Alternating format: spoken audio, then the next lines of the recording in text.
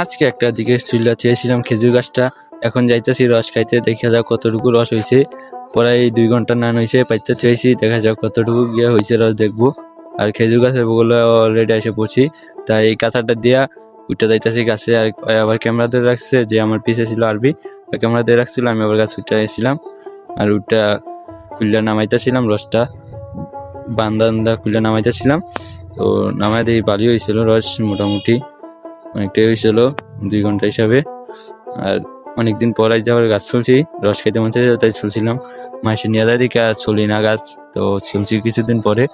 তো এখন দিনও চলছে, দিনে খেয়ালাইতেছি। তো আইছিলাম তো 2 জনে খাইতে, প্রথমে ক্যামেরাম্যানের দিতেছিলাম, পরে আমি আবার খাইতেছিলাম, তারপরে ক্যামেরাম্যানের দিতেছিলাম, ভাগাভাগি করে 2 জনে মিলে খেয়ালাইতেছিলাম পুরাটা রস। আর ক্যামেরাম্যান এই জায়গায় চিনি থেকে অনেক